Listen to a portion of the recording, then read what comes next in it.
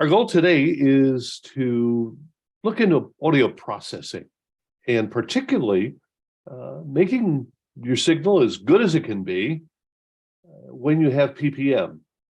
We don't have that here in Tucson, so it's not something that I have a whole lot of experience with. But our guest today, Daniel Hyatt from DNAV, has a lot of experience and has some really good story to tell. And I don't know if you have any graphics with you or not, but Daniel, will turn it over to you and let's talk about the new Orban processor. No graphics today. Maybe I'll chalk that up to being a radio guy at heart, and so audio only. And the fact that I'm on site right now, working on a project, so I've had to duck away without the use of my computer. PPM audio processing. Over the years, it's with audio processing, we've had questions, and it's always been, can you make it louder? Is it louder? Is the transmitter, is it happy? Are the listeners listening because it's louder? And that's all I feel like throughout my career I've gotten.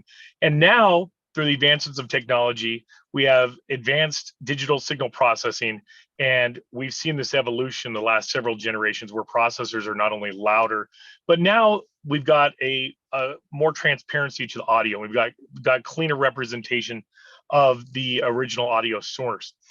And that carries on through PPM. PPM, we're looking at tones. And when we talk about PPM, we've got these tones between about 1 and 3 kilohertz we're trying to get across, and they're supposed to be subaudible, shouldn't be coming through to your ears. But we've seen challenges with different manufacturers trying to enhance or bring those more to the forefront to benefit the broadcaster and make sure they're getting credit for those PPM tones.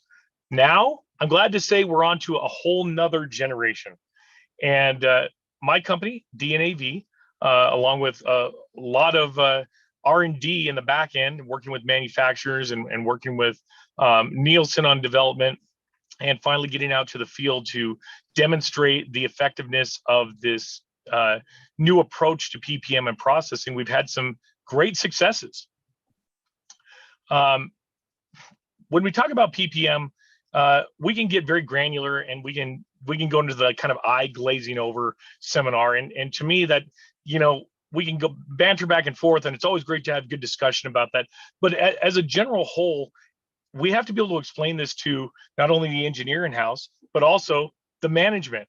And oftentimes, as we move up the chain, folks who may not be as technically inclined. So looking at PPM, we're looking at the quality of encoding the audio in a percentage from 0 to 100, and the quality of decoding the audio. So the probability on decode that a meter or other PPM device, now we have a number of devices that can detect these PPM tones, will be able to register and provide credit for that quarter hour or that time spent listening for that particular listener.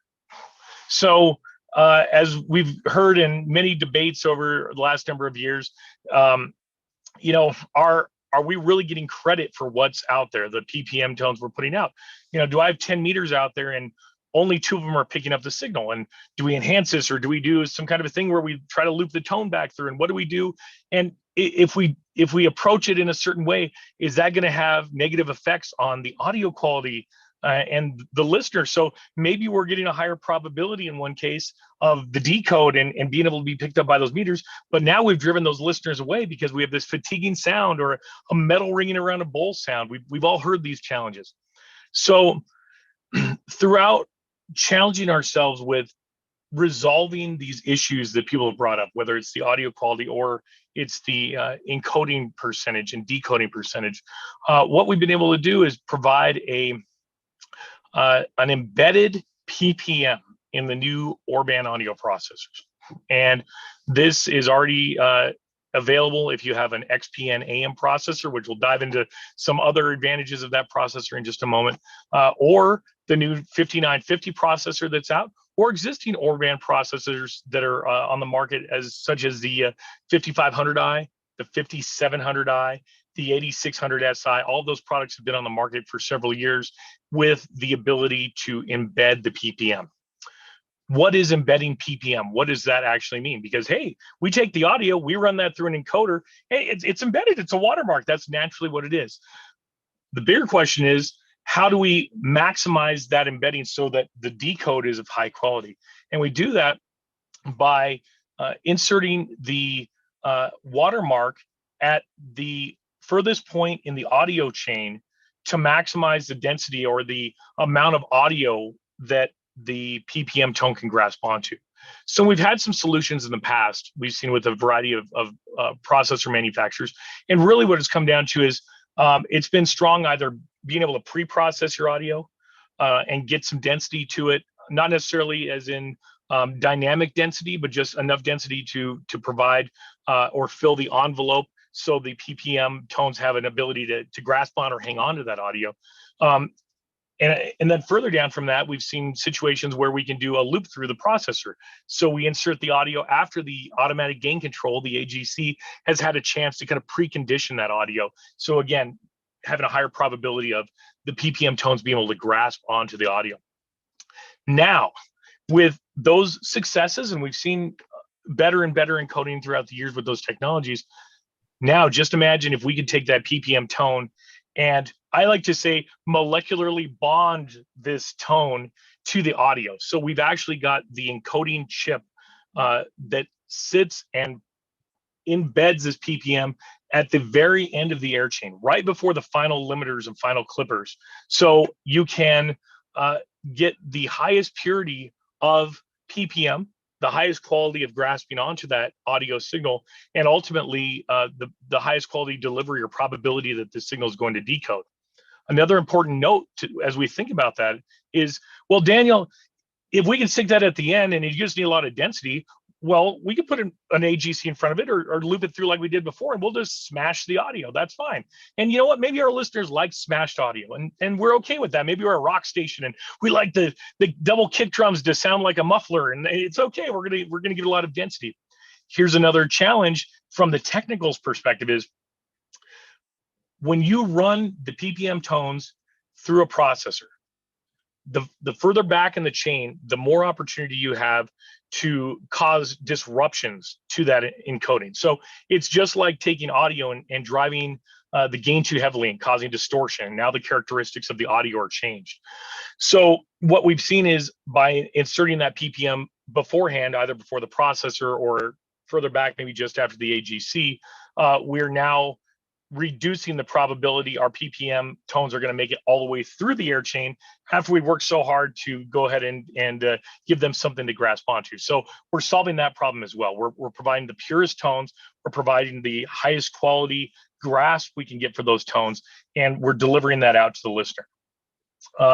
Now, with that said, what else is important with the audio characteristics of this PPM? Well, we always say, hey, bad audio in, bad audio out. So we've gone through and we have a whole method that we are able to work through in broadcasters to assess the entire air chain from the playback system all the way through on air. And to condense that down into a very straightforward description is there are a lot of sample rate conversions. There are distribution amplifiers, whether those are analog or AES. There are challenges with the original source file. Somebody may have loaded an MP3 and converted that to WAV, and we didn't know it at all. Hey, it sounds good. But all of these things prohibit a quality PPM tone to be executed. So by going through and assessing the air chain properly, we've been able to increase the quality or the probability of encode. So we're talking jumping from somewhere like a 10 or a 15 or a 20% encode rate to something like a 95% encode rate. Then it goes through, that's probability of the quality of the audio getting in and making it through the whole air chain without being distorted or other anomalies happening to it. Then at the far end of the air chain, we've taken that clean audio, the new DSP algorithms in the Orban processors, gently, while maintaining a lot of dynamic range and still bringing that loudness and those key characteristics that programmers are looking for, a certain earworm, if you will. We're able to carry that audio through in a more transparent form and provide clean audio for the PPM to grasp onto with the highest probability of decode. And now I'm happy to report that we've seen some stations in major markets, I'm talking top 5, top 10 markets across the US, have initial decode rates of anywhere from 18 to 30%. And we're seeing those same stations that were in that 18 to 30% now decoding probability of around 90 to actually up to 100% probability of decode. So very excited there. And those ratings on those stations have represented that increase in probability. And we credit that to simply those meters now are able to provide those additional quarter hours, and those meters are able to pick up that true listening. And so these stations, it's not like we went and cranked a knob and said, hey, it's the ratings knob, it's going up. We just said, hey, we unplugged the cotton from the ears of the meter, and we provided a nice delivery that's non-fatiguing. And hey, maybe that's help time spent listening a little more. But in the end, we're gaining those quarter hours by actually just getting credit for them. We're not. It doesn't even have to do with boosting listenership necessarily, but it comes down to just those quarter hours were always there. We just never got credit for them.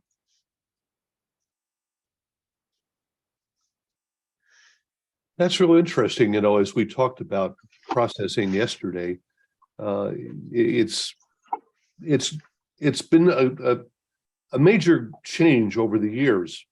We started out, as many of you know, with about a 35% RMS back in the 50s, and we started to bring in the Automax, the Max Brothers, and the Volumax.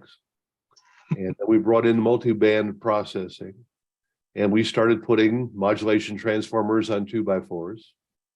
And then we had the great modulation war of the late 80s, early 90s, and NRSC came in. But now the PPM is a different challenge, isn't it?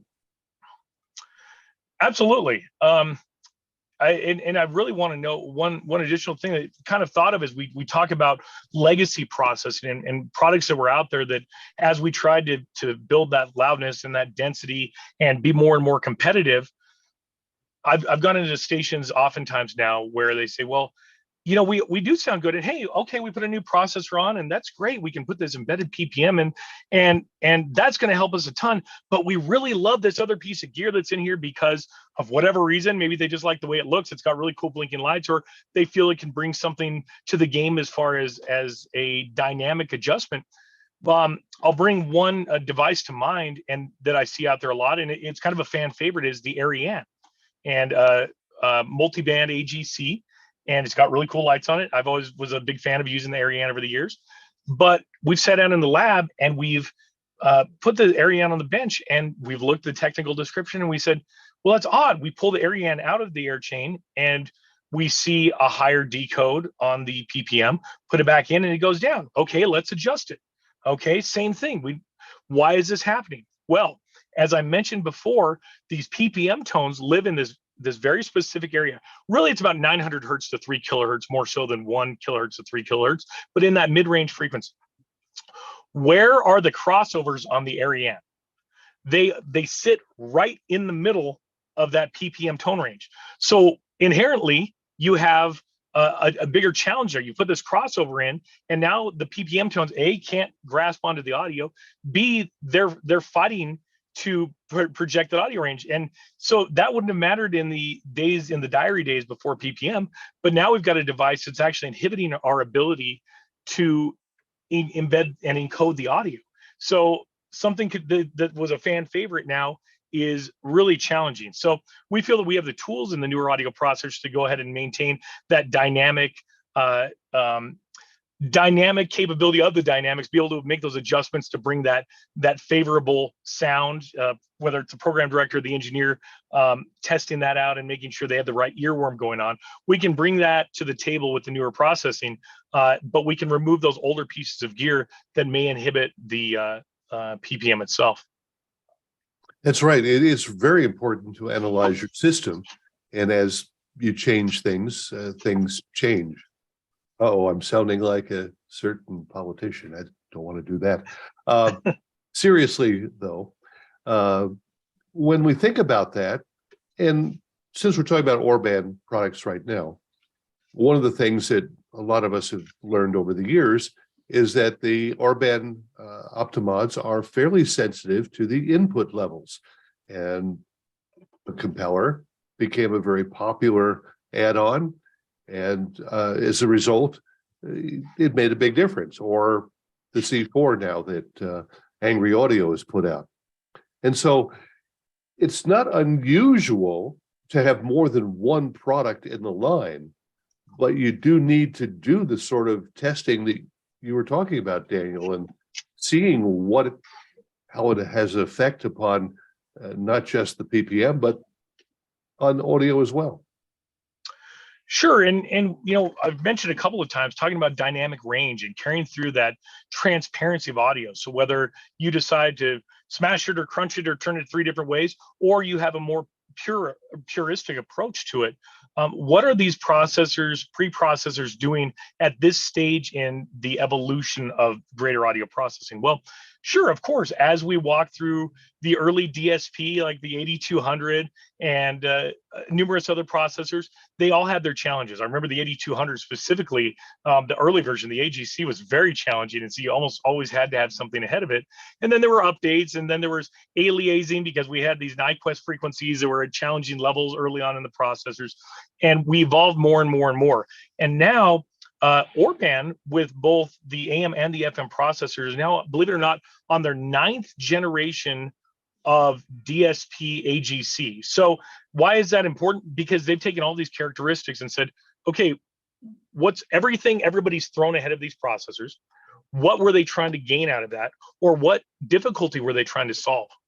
And I'm happy to report, when installing these boxes and going straight into the Orban processor at the transmitter, sometimes we need a little leveling at the studio end just to protect the STL. But when we go into the Orban processor at the transmitter, we have great success in maintaining those levels, keeping that dynamic range. A big challenge is if we take a wideband automatic gain control of some sort and we say, oh yeah, this is going to help a lot. We've already deteriorated that audio because now we've reduced the dynamic range. Now you're at the mercy of, hey, you have a kick drum and now the whole volume level is pumping or it's trying to work. And now you're working against your primary on-air processor. So our goal is to have a single box that can handle 99 or 100% of those processing needs and be able to get you there with effectiveness and a transparency to the audio.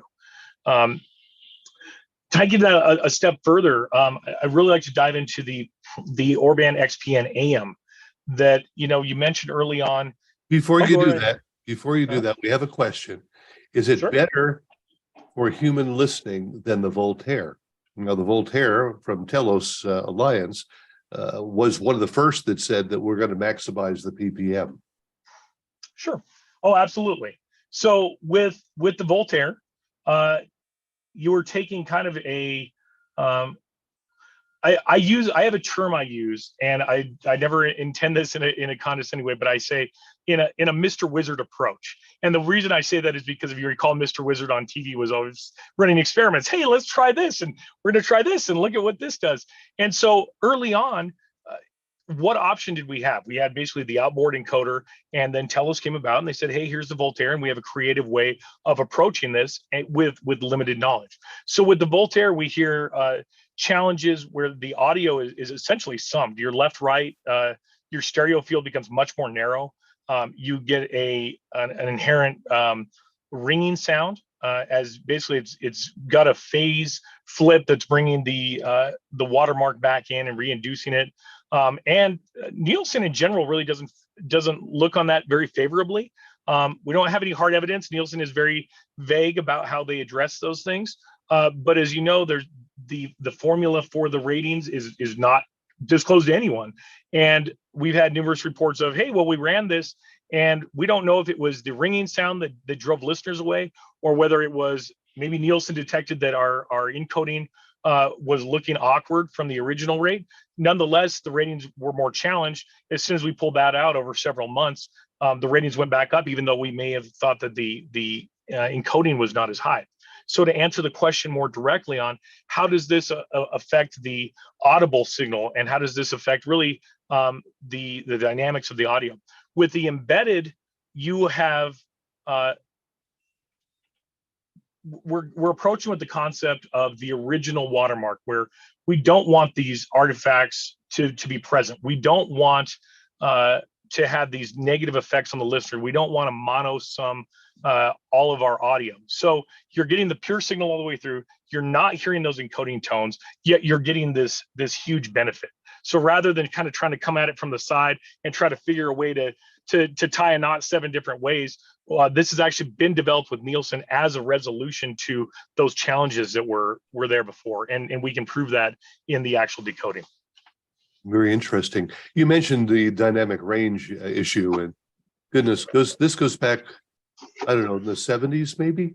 Potomac Instruments came out with a dynamic range meter, and the New York stations were combating to see who had the least dynamic range. I think they got it down to 0.8 dB. Maybe somebody's got a better memory than I do on that, but I know that that box was popular for a short period of time. But my favorite comment of that period was from Greg Strickland, who commented that with all this ramming and jamming and clipping, the back alley of the station had filled up with the peak clips, and the TSL went down to about 2 seconds or something like that. Now, I know you can't tell us brand names or call letters because probably of competitive reasons, but let me ask the question this way. How many stations in New York City have you done this with? I'll leave it at this: a majority. And also, kind of a fun story was just working in New York the other day, and had gone through this process with one of the AM stations, and there were a number of presets on the vehicle I happened to be in, and I said, well, I need to jump back and forth, and we're looking at the dynamic qualities as well as the encoding, and just said, well, let's see who's here. And as you know, most vehicles have a number of presets across 1 through 10, however many they may be in that vehicle. And I just recall saying, well, I'll try this one. We did that one. We did that one. Oh, wow. Every single station on this preset dial, and it was another engineer's vehicle. We've done all of them. And we've seen increases in quality and PPM decoding for all of them. So again, I'll just say a majority to protect the innocent. Well, that's pretty good. And I know you're active in LA, and I think you said Chicago and Denver as well. Yeah, every major market in the country. Yeah, we're active in more than 200 markets throughout the country, but all PPM markets. Now, this is the Optimod 5950, correct? The FM side is the Optimod 5950, and the AM side is the Optimod. It's the XPN AM. Now, 5950, that's a lot lower than the 88,000 series Optimods. Are we looking at a stripped down Optimod in any way, or what can you tell us about the 5950 compared to the 8600, 8700, whatever? Sure. So Orban, they may be running out of numbers. I'm not sure that all these devices have numbers from 1 to 10,000. Let's crank it up to 1 million. I'm waiting for one, honestly, to come out that's called the 1 billion. But in reality, the Orban DSP architecture had shifted to a newer technology and a newer architecture that started several years ago. And that architecture originated with the 5500i, the 5700i, and then there was actually a rework when the compact 8600 turned into the 8600 Si. So those were all kind of that first and second generation of that new DSP platform. So the number really just indicates kind of a shift in the DSP platform, where the 8700i was the final flagship model that lived on the more classic DSP, although it continued to evolve and the program continued to evolve. They had to pivot over. So really, it just signifies kind of a change in that platform. Now, the physical layout and presentation of the 5950 is a single RU. Really, in the world of electronics out there, things become more compact, more powerful. We're seeing these processors that have numerous cores, where just a few years ago, we were working with single, dual, and quad cores. So we don't need the physical size. Really, that was more to accommodate the large screen on the front. But we've got these at transmitter sites, and nobody's looking at them. Although the 5950 has a really cool touch screen that's on the front that can provide all that information, everything is accessed via a web GUI, not a standalone Java app or anything like that. It's actually a web GUI itself. And you can see there the 5950 has all of your metering displays, all of your attributes that you may need to configure as far as IP address and some basic ins and outs adjustments, but designed to be used in conjunction with a web browser and security for control anywhere around the world. So, the days of standing in front of a processor trying to crank through several hundred settings with a knob and a button are over. And now we've got this nice compact form factor, minimal heat, all the inputs and outputs you could ever need with analog, AES, a micro MPX flavor, and also the 5950 can do dual embedded PPM. So if you have we need to embed your HD or your analog separately to maintain that quality of characteristic, as the HD is processed a little bit different. That's capable. Speaking of HD and analog, the 5950, as you set up the analog, the HD dynamics and characteristics will work to match that audio signature quality across the box, only in the HD fashion. So we have less of that compression throughout, but the dynamics and the control of the bass and the mids and the highs and the EQs and all of the fancy stuff carries along with it. Then you can choose to separate those and run them in an independent mode. So if you so choose to say, hey, my HD just needs to have a little more kick drum, or my HD just needs even less compression, or any other characteristic, you can run those in completely separate processing modes. I have one more question before I ask if anybody else has questions for you on that. And you just started to touch on it with HD, and you had mentioned that the 5950 is able to stay substantially, maybe that's the wrong word, under the mask and still be very, very exuberantly loud. Yeah, that's right. It all comes back down to the DSP I've touched on several times, and there's actually multiple algorithms that run in the background of these the 5950 and the XPN AM that not only look ahead, but look ahead and say, what algorithm at this point should I be using? And phase control. We talk about things out there in the bigger world. I touch a little bit on AM, but it's similar in FM. You have multipath characteristics where you put a certain processor on the air and, okay, well, now I've got multipath issues. What's going on? Is it in the composite domain? Are we beating things up and tearing the audio apart? Or could this be somewhere else? One thing the newer Orban algorithms handle is the difference in a phase and time alignment between different frequencies. Kind of like a good example is, remember the old school days, people would put on a BDE sonic maximizer, and all of a sudden people would say, wow, it's like I unplugged my ears and it's so clear. Really what they were doing was they were time aligning the frequencies to make sure they came through at a more transparent consistency. With the Orban, not only are we time aligning for audio quality, but we're also we have these algorithms that look at the composite and the AES signal and all the different output types. And they say, essentially, if I'm a transmitter and I'm a radiator, I'm an antenna, and this goes through based on the knowledge I have programmed into me, what's the best algorithm to use that's going to provide the most favorable characteristics for reception and mitigate that multipath and those other nuances? We've seen that very successfully in a number of markets where, and I remember the first time we put it on is I said, okay, we're going to try this new algorithm out. Let's turn it on. And I had another engineer in the car with me, and I said, all honestly, I haven't tried this out. It's brand new. Let's see what happens. And it was a rim shot signal. It was challenged. We were sitting in the 60 dBu of the station, but there was another mountain between the actual antenna and the city. So very, very challenging situation. And he said, yeah, around this area, we still get a lot of this static, or things are bouncing around and there's just issues, but we've got a city grade signal. So the RF is somewhere around here. Okay, so we're not creating magic. We're not generating new RF. We're just trying to clear that up. Turn on the phase control, and we have adjustments within the phase control, and he adjusted it. And while we were sitting in this vehicle, we literally heard the static go from obstructive and challenging and kind of fatiguing to almost gone. And he looked at me and he said, "What was it?" I said, "I just turned on the phase control. I made the adjustments." And he said, "Turn it off." Turned it off, static came back.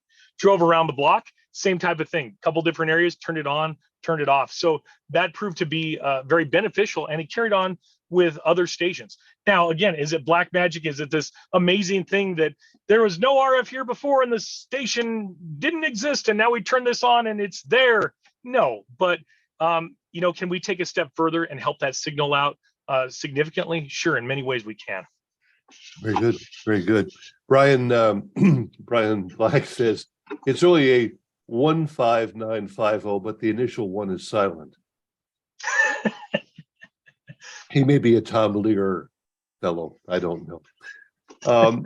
Do we have any questions before I want to let you get onto the AM product as well, but any questions here on the 5950 that you'd like to pose? Press your space bar or alternate A to unmute, or stick up your hand and I'll call on you, whichever. If you have a question or a comment about this product, I think Daniel has really given us a nice explanation and very, very, very enthusiastic compliment toward what Bob has done. And so, but we have, let's see, I don't see anything either on the YouTube. Everybody seems to be pretty happy so far. So, Daniel, let's launch into the AM product. Sure. So the flagship AM processor from Orban is the XPN AM. Now, I'm going to give you a little story because I'm 39 years old. So, but I've been in broadcast since 2009. So I've come up through the technology, and I was kind of there on the end of the analog and the reel-to-reel days, and then I've watched everything develop. And I've always been a big fan of AM. Grew up around a little 1 kilowatt AM station and worked my way up to work on DAs and in the bigger city as I was a teenager, and on and on and on. And it was always a challenge. I remember having racks and racks of processing to try to make these AM stations sound better. And for the longest time when I was younger, I only had AM stations to work on. Nobody ever let me touch an FM until I was in my 20s. So there were, as we spoke of before, there were pre-processors and all these characteristics, whereas, okay, cool, I made a little improvement, or this new processor came out, let's get this. Okay, it made a little step forward. But I feel like once we got into that DSP area, like the Orban 9200, there wasn't a significant leap. We would gain a little density, but many times at the sacrifice of audio quality. It just kind of came to a standstill, and some of that may have been that everybody was cascading towards FM, and we had translators coming on the air. So the first time I heard an XPN AM, my jaw about hit the floor, and I said, "Hold on, did somebody switch this to a studio monitor? Are we listening to something else?" No, that's the radio station. That's the radio there. Okay, let me go out to the car and listen to this thing. This has been a multi-year project on behalf of Bob Orban and the engineers around the world at Orban. So we are the world. They came together to develop this. What makes the XPN AM so amazing? One, the dynamic qualities of the audio are exponentially better. And I'm talking, we can install one of these XPN AMs, and we do free demos all over. So if anybody's interested, free demo, hearing is believing. Don't take my word for it, like the old reading rainbow term. Put one of these in the rack. We turn it on. All of a sudden, somebody in the room, every single time that when it's on the air, says, "It sounds like FM." Okay, well, why does it sound like FM? We still have an NRSC filter, 10 kilohertz. Sure, maybe spoken word can sound a lot better. Okay, the XPN AM has an extremely high modulation density signature. So I imagine in my head, I always have pictorial representations of AM. And I think, okay, we have this envelope, kind of like an Adobe Audition or a multi-track editor of some sort. And we're trying to fill that envelope with density. But as we all know, and we spoke of before, with more density and crunching the audio we have a lot of this fatigue. Through the magic of Bob Orban's genius DSP programming, he has been able to achieve what I can personally say is the highest modulation density factor going into an AM transmitter I have ever seen, while maintaining a transparency in the dynamic characteristics of the audio that's unparalleled. Unparalleled, even if you took the next best processor you could find and you put it on the air and you ran it in a symmetrical mode and you're very conservative with it and gentle and you weren't trying to beat anything up and you had very easy listening type of music or spoken word. You can take that and you can compare it to extremely aggressive audio, and the XPN AM will still display a higher quality of dynamic characteristics to the ear, less fatiguing, better quality audio. Now, what's the benefit of the high modulation density? Well, for one, if your transmitter's beat up, it'll blow it up. So just full disclosure there, and we've fried a couple of power modules throughout throughout the last several years. But as we all know, the amplitude modulation, higher modulation density, the more robust that signal is going to be. So going back to kind of, hey, how do we describe this to maybe a general manager or another less tech involved individual? And that would be, let's pull up our radio locator map, or let's take a very basic bowl with a circle around it and say, hey, this is about where our 2 millivolt signature should be. Okay, well, a lot of AMs have challenges, whether that's a grounding system problem, whether they have a skywave issue. I've seen some modified Franklin antennas that have crazy skywave issues, or just about anything else. Noise floor is a huge problem. Because of the high modulation density, the noise floor gets beat down into the ground. I'm talking 12, 15, 20 decibels lower. So you can overcome that in a much stronger fashion. You're pushing that modulation density out. So now you're actually maximizing that signal, where before any other processor, maybe you're getting 60 or 70% quality out of that signal, efficiency, I should say. And now with this XPN AM, you're maximizing that efficiency in both the primary and the sideband carrier. So it gets the signal out there, it fills in the holes. Because you've got this more robust signature, much of the multipath goes away, those power line issues go away. And I'll share a story. I won't name the station, but I will say that they're in a major market. They carry a sports team, and that sports team stadium is a number of miles outside the market. I think about 30 miles out. Their 2 millivolt signature for the station covers that stadium. But when you drive out and you take a reading, they're getting something like 700 microvolts. And so a very, very challenged signal. They had folks that would go into the stands and want to listen on the radio. They had people in that particular city that wanted to listen on the radios, couldn't pick it up. We did test not only with signal strength, but also just the drive test. Let's drive a couple vehicles through. Power line noise, multipath off of buildings, very challenging to listen to. Static, it was just horrible. Put the XPN AM on, got it tuned up, cranked it up. Got a call from the GM within 10 minutes of putting this thing on. And the GM said, find a welding kit, whatever that thing is you put on the radio, weld it into the rack of the transmitter. I don't know how it works, but everybody here is ranting and raving. And this is just minutes after we put the thing on. Okay, great. Let's take the drive. So they should have had 2 millivolts. Couldn't get it. They were at 700 microvolts. We drive out to the area. We do the exact same test.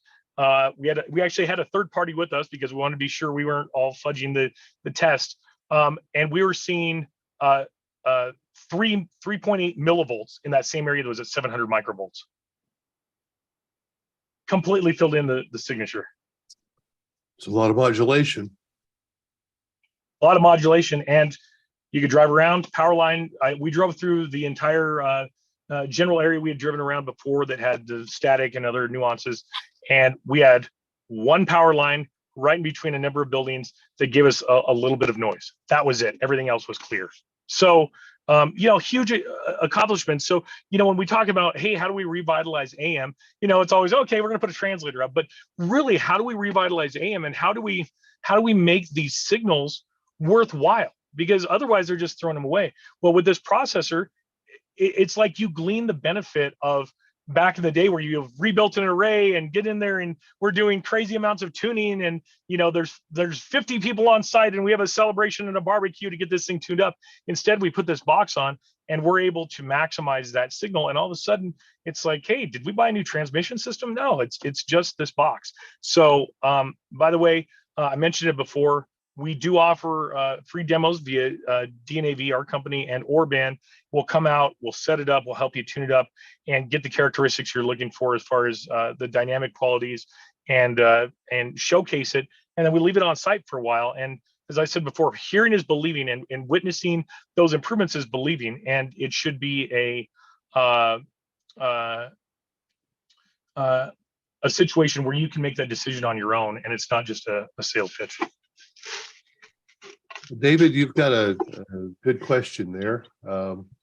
We had Bob Orban, goodness, a year and a half ago, show us the XPN, but your question has to do with the delays.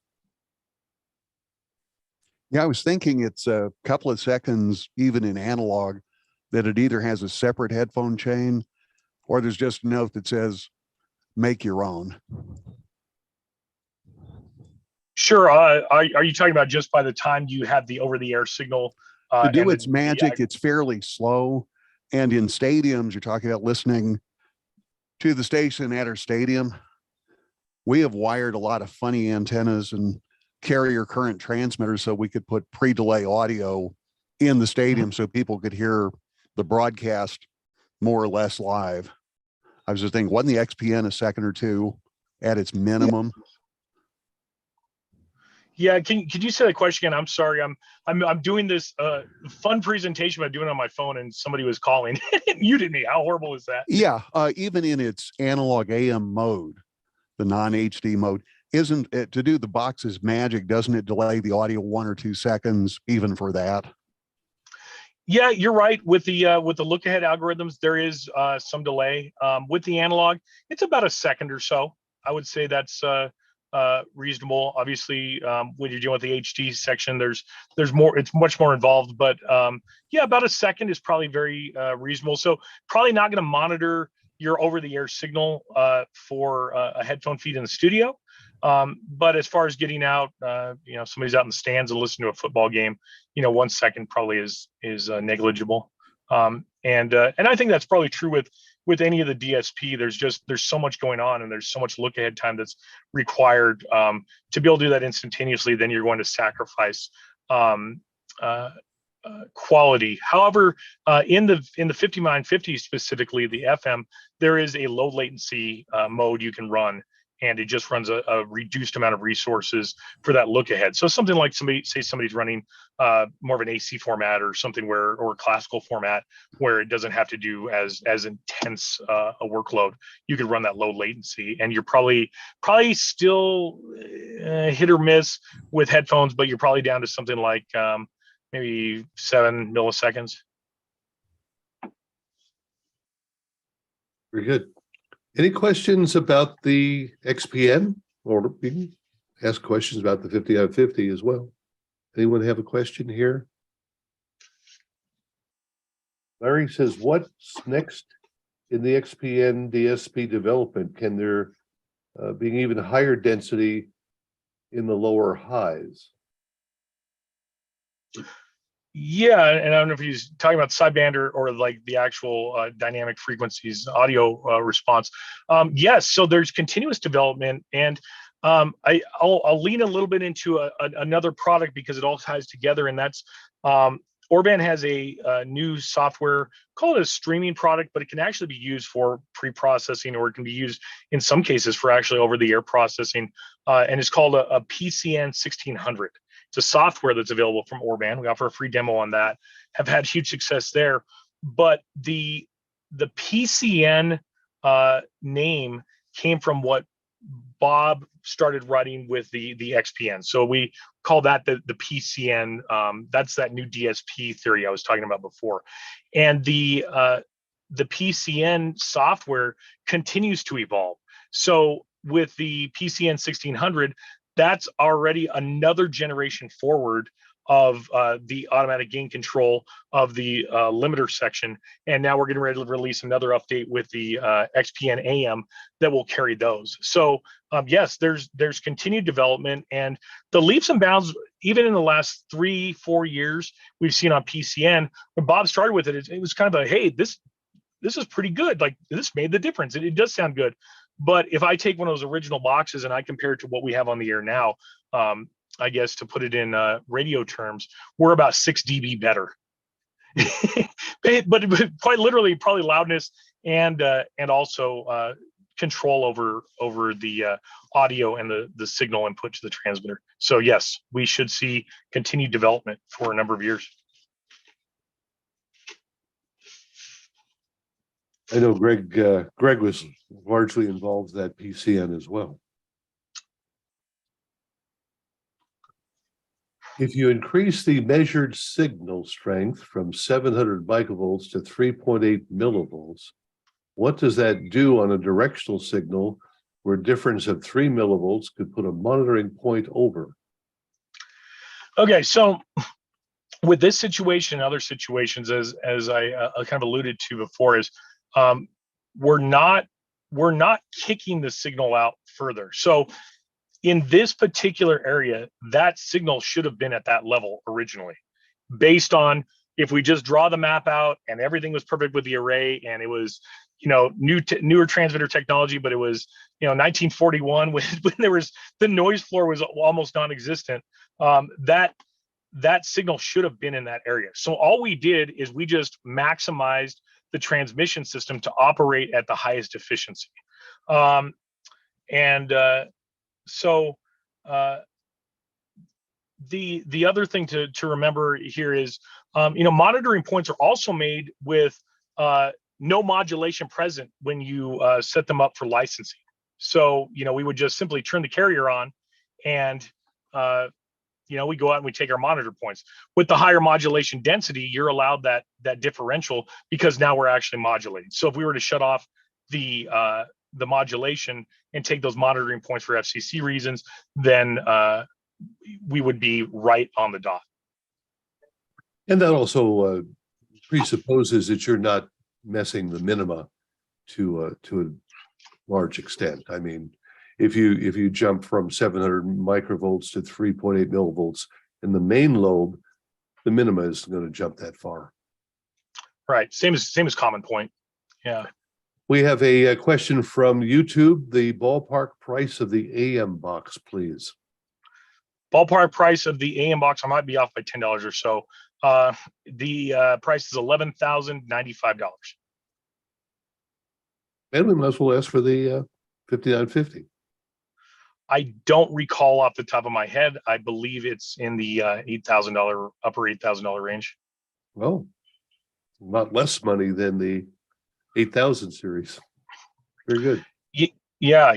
Again, more efficiency, less heavy metal, if you will. And when you think about those things, not only the componentry, but just think about the logistics of moving things around and the cost of delivery. Now we're even saving you a few bucks on shipping cost. Mm-hmm.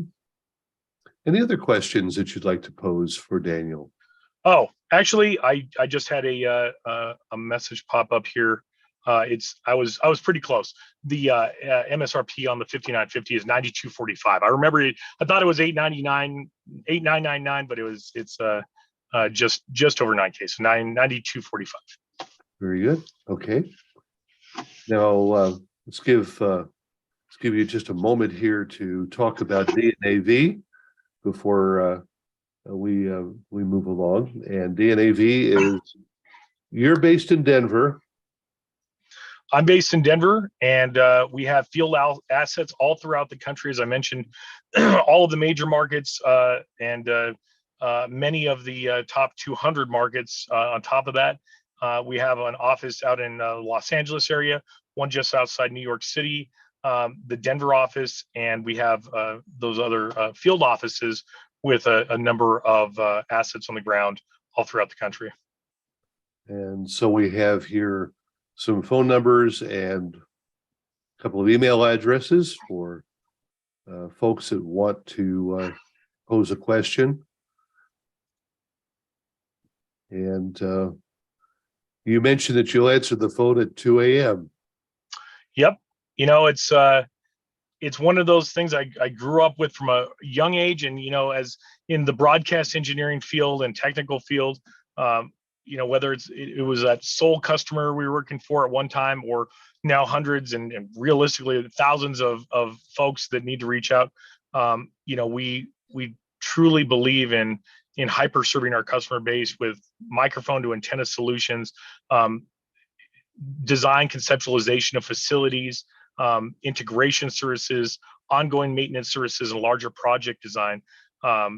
Just A to Z. We want our customers to know we're there, and we stand behind our work, and we're just very confident in our ability to help our fellow broadcaster out. And hey, sometimes it takes a 2 a.m. phone call, but it's there, and answer the phone and do it with a smile. Okay, well, Daniel, I really appreciate your spending an hour with us this afternoon and giving us a good view into these two products. And certainly want to know more about DNAV and what services you offer as well. And so my sincere thanks to you for jumping in. Thank you very much. Mary, now we have a larger group here, and you want to mention the transmitter one more time? Yeah, we have a used Harris Z 25 kilowatt transmitter in Miami for sale. At a very good price, I understand. Yes. Okay. And it'll end up on our buy sell page on the BDR before too long. So that's available. As some of you know, I got involved in audio processing real early in my career. And out in LA, I actually was working on the original DAP. And so it's interesting to know that the process, I remember the first Orban 8000. We had it on a beautiful music station here in town. And as Daniel mentioned, the improvements over the years, huge change. And let's say that good grief, smaller box by a large measure.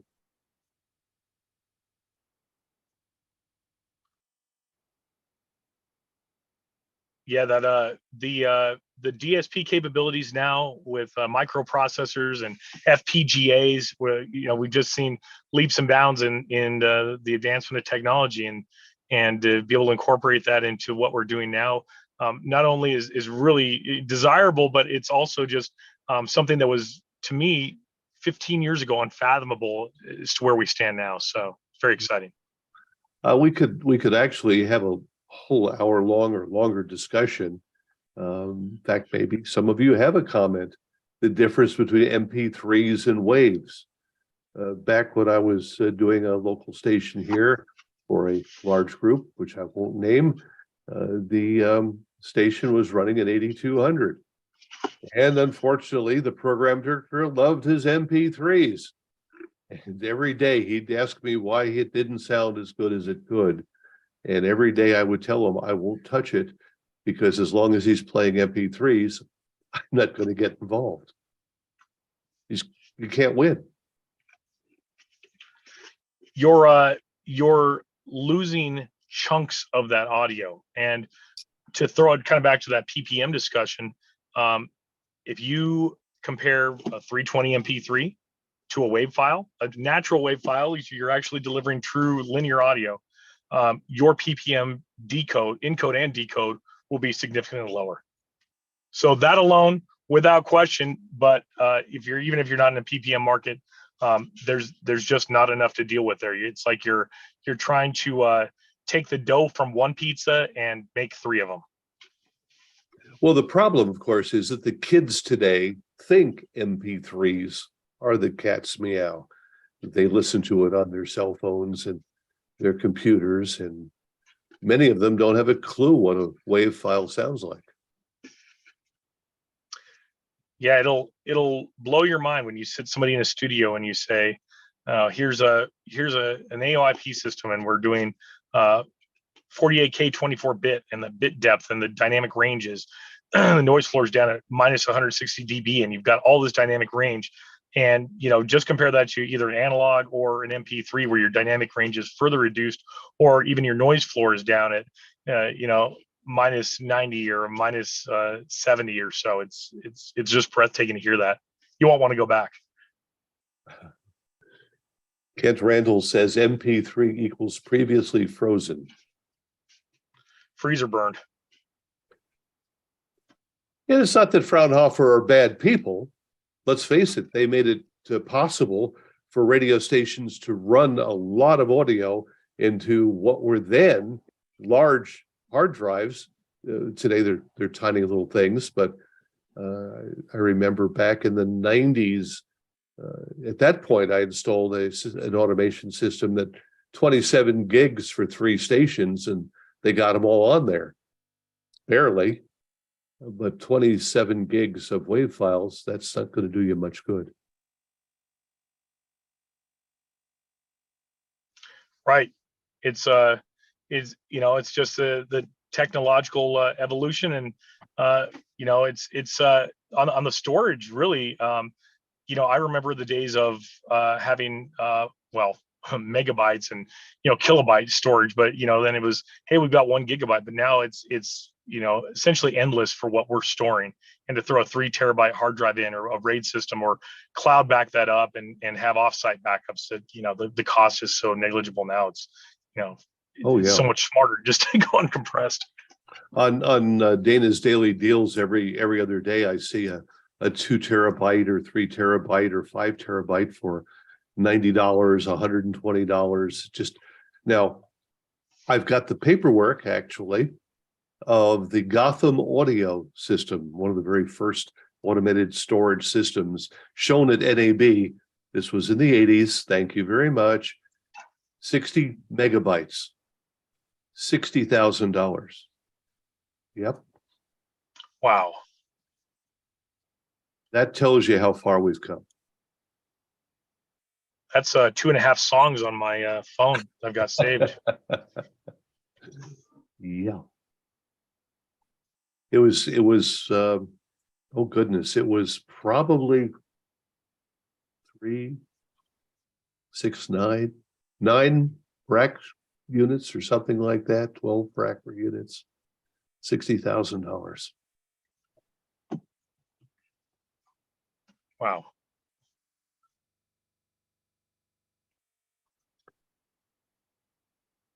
And that was the benefit of going to NAB in those days, because you could see these things. Today, we don't have to go to NAB. We can have our friends come here to the Thursday presentation. And if you want to see a processor, we'll hop on an airplane and bring it down to you. Well, that's about as good an offer as you can have. We love the demos. Hearing is believing. Yeah. I mean, that's the whole thing. Whether it was the modulimeter, the DAP, the Max Brothers, the early Optimod, CRL, Greg Labs, is getting them online, listening to them, seeing what they could do, what you could do with them. The Omnia, all the lovely presets that Frank and Corny put together. And now, I mean, let's face it, the Omnia 9, that's essentially a software program that was developed over in Europe. Right. When I first saw that one at the IBC, I was stunned by the way that they could run 2 monitors and show everything from the compression, limiting, bandwidth, modulation, anything you wanted to know, right there on the screen. It's really brilliant. And no wonder the Telos folks grabbed it and ran.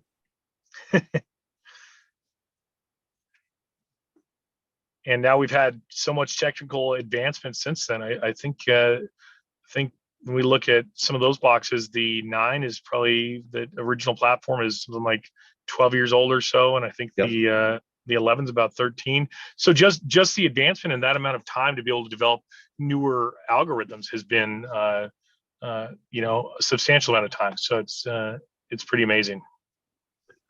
I need to call Frank and Bob and have them come back one of these days soon and do their own little show and tell, maybe with a operating processor.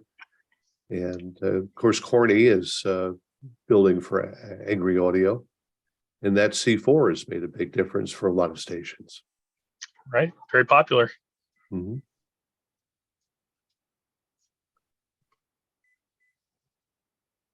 We were talking last week about the Crystal Gale syndrome. And transmitters would shut down every time that record would play. And here you're talking about transmitters burning up with the density of modulation capable today. Yeah, it's I have a number of stories I could probably go on for hours and hours and probably days about walking into a transmitter site now with one of these XP and AMs and looking at the transmitter and saying, oh, there's a module out on that, and having to take a step back and say, maybe I'll help you fix this and we'll get it going before we slam this with too much energy. Or you know, jokingly, you know how there's always that light on different equipment. Okay, well, when the pizza's ready, the light will turn red. Okay, I was at a small AM station several weeks ago, 5 kilowatt AMFET and transmitter, and I put the XP and AM on. I said, I don't know, this transmitter's a little older. All right, we'll crank it up, and we cranked it up. And I said, well, when the light turns on and the module goes out, you know, we hit the correct amount of density, and turned it up, and no sooner I got to about 110% modulation and positive peaks, and the red light turned on, so I stopped. So it's done. Now, you mentioned to me, and again, you're not going to tell us where or what, but you mentioned to me a 50 that you were working on, and you made them turn it down into the 30s before you'd even put it online. Yeah, it was a top 5 market, and really a nice facility, nice transmitter and tower and phaser and everything. And they had a couple modules out on a DX50, and I said, well, I don't know. I know you're sitting right around 50 kilowatts coming out of this thing, and you know, okay, your common point's right on. We're looking good. I'm not going to put this on because I'll blow other modules up, and kind of had a back and forth and tried to explain it to them. And they said, okay, finally, all right, what do we need to do? So let's back it down to about 37, 38 kilowatts. So we brought it down, got the XPN on. Now, they weren't running MDCL, so this is just full board, hitting it with modulation. And got the XPN tuned up, and they're listening. We go back, okay, let's crank it a little harder. And we had positive peaks, about 120% positive, 98 negative, and we're looking good. And I said, oh, okay, that's good. And I started looking, and I see the amp meter swinging, and I got 200 amps swinging on this thing. And I start watching the RF output meter, and I said, wow, that thing's jumping from about 39 kilowatts to about 45, 46 kilowatts. And the engineer came running, and we walked it up from there. And I said, okay, well, we'll set it so the peak of the power is at about 50 kilowatts. So we crank it up, and I'm watching it. It's jumping between 42, 43 kilowatts and 50 kilowatts. And the engineer came over and he said, hey, the power's dropping on the transmitter. It keeps dropping. And I said, no. The power's not dropping. The density is so high, the power is jumping. And I don't want to crank it any higher, because we put this thing at 50 kilowatts with no modulation, you'll blow the transmitter up. And he got a kick out of that. And it stayed on a demo, and they ended up getting it. But he called back a couple weeks later and said, yeah, I blew 4 modules on this thing. I cranked it up. And once they got those repaired, it was fine. And, you know, every day we have newer transmitters, we put them on, there's no issue. But it is comical when you see that happen, because it's literally an everyday occurrence with this box. It's great. Well, that certainly is. Be careful, guys. No question. Man, It's a flamethrower. absolutely.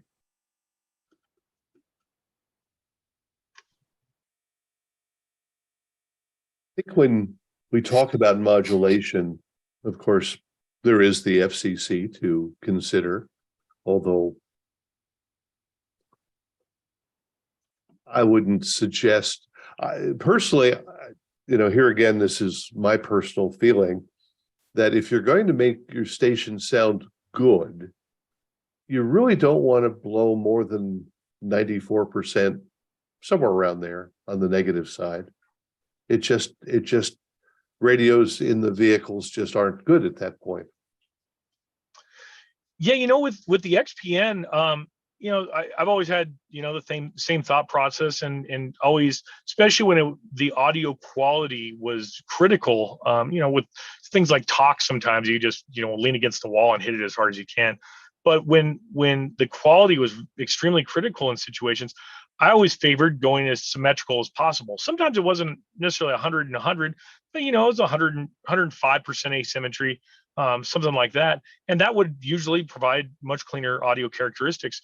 With the XPN, we have great audio results. I hear little to no deterioration in the audio quality between running symmetrical and running, 90, 95, 98% negative and 125 positive. It's pretty phenomenal. And I just credit that again to Bob's DSP. Another one of those things where you kind of got to see it in action, because so much of this just sounds fanatical. It's just, oh yeah, I'm sure it does all that, let's put it on. But yeah, I guess that's a challenge. Hey, you got a transmitter, let's plug it in and give it a try. Sounds like a winner. Let me pop this up again, just for anyone that is thinking about it and wants to have that. What I just do here. Yeah. Okay. This is your phone number right there. Yep, that'll get right to the desk. Or the bed, as the case may be.